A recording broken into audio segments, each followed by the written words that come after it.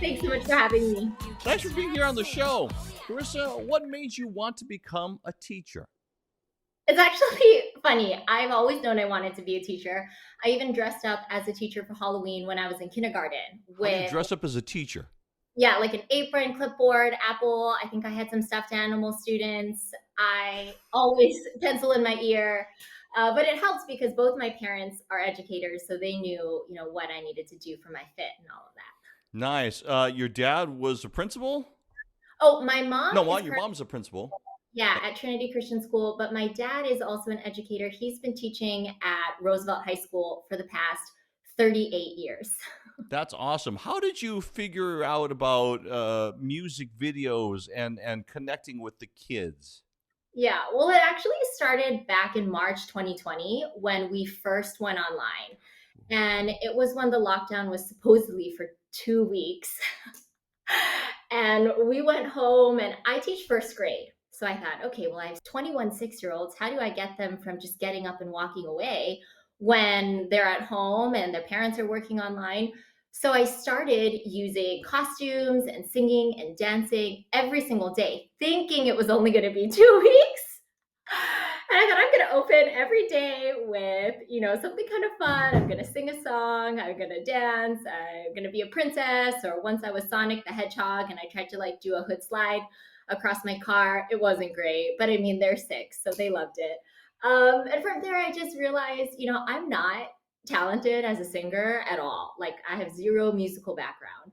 But I do believe in order to create a fun and safe learning atmosphere for our kids, you sort of have to create that by being able to laugh at yourself and laugh with them too.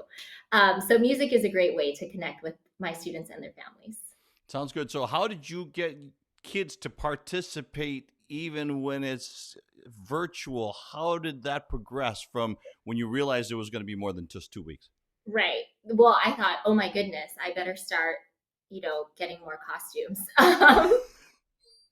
Which it's quite funny. We went through all of the Disney movies, like Pocahontas, Colors of the Wind. My dad had, we had cut up colored pieces of tissue paper, and my dad's like with a phone and throwing the tissue paper at me. Like, we got real creative doing things at home because we weren't leaving, right? We weren't going anywhere. And from then, I think my students just like looked forward every morning to what is she going to wear? What crazy thing is she going to do? What's she going to have on her head?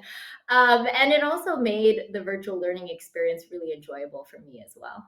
As you transitioned out of the virtual experience and started to go back into school, did kids, past students or your current students, did they remember you, or what started to happen at school? When they came back, it was kind of two things. The sad thing was in 2020, my class kind of left and we never really got to come back together after summer. And then I ended up transitioning schools and I moved to Maimae at that time. So the more interesting thing was kind of when in the fall of 2020, when we started the school year online, and then my students came in person later, like in November, December. That was kind of weird, where we had only seen each other every day on a screen, and then finally saw each other in person. And the first thing I said to them was, "Wow, you're smaller than I thought you would be." And the first thing they said to me was, "Wow, you're bigger than I thought you would be," because on the computer screen, you only kind of see everybody. And but it was fun. I actually felt closer to them because I had met all of their pets. I'd seen their parents in their pajamas walking behind them. So I felt actually like it was quite intimate. Wow. So, how are you using that forward now as you're getting to be in school and regularly seeing your students all the time? Right. In other words, your latest video is out. How did that all come about? Yeah. Well, in 2021, I made a video called Just Choose Love with over 80 my faculty and staff. And that was when kind of our students were on a schedule of half of them on campus, half of them off. And so we made a music video on love and kindness as kind of a collective community response to give our families since people weren't allowed on campus.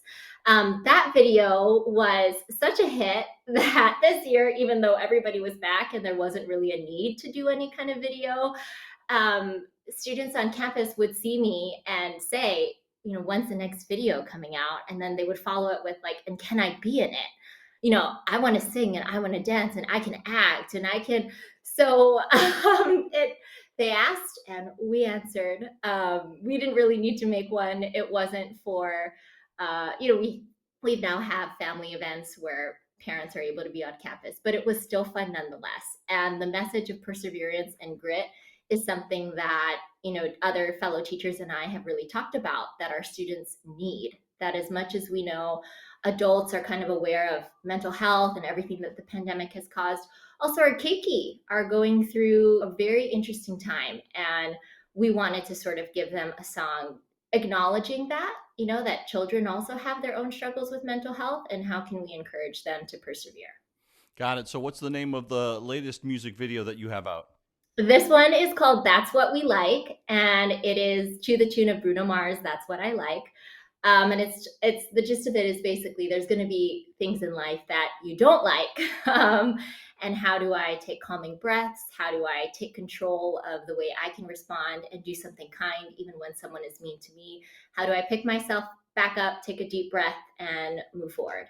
Okay. Now, since you've had students participating in these, do you find that they're more attentive or they're more looking forward to school when they're involved in things like this?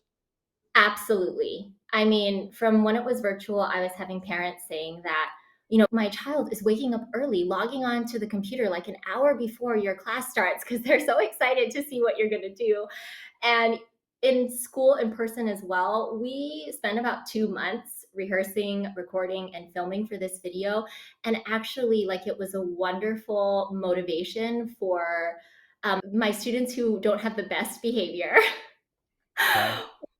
I could say, hey, we're talking about perseverance. We're talking about kindness and helping each other. If you're going to throw a tantrum right now, you can't be in this, video showing other kids how to be kind and helpful. And Okay. then they're like, no, I can do it, So it was actually a great, I only had to use that like once or twice where it was funny. Like one of the kids who his part in the video was like acting out, having a tantrum when somebody knocks over his snack. And he almost had a real tantrum like the day before. And I was like, come on, bud, we just talked about this. Remember, you take your deep breaths and then you.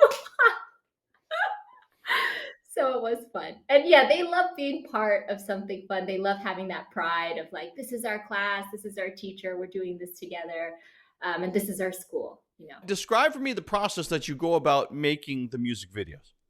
Well, I really couldn't do any of it without our my tech coordinator, Evan Fujimoto. He is so talented and can like make legit music and video edits for weddings and real artists.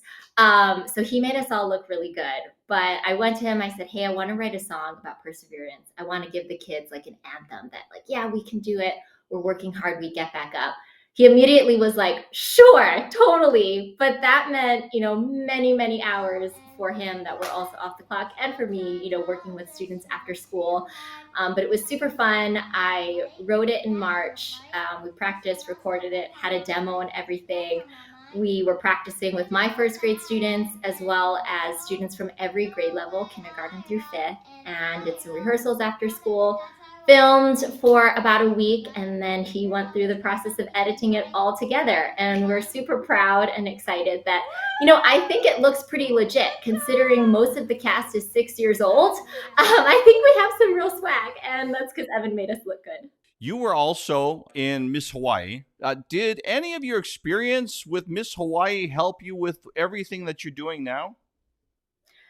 Yeah, I definitely think so. The Miss Hawaii program helped build a lot of confidence in myself, as well as it helped me realize, that I really wanted to be a teacher, and it helped me kind of have a vision of what kind of teacher I wanted to be and what kind of person in the community I wanted to be.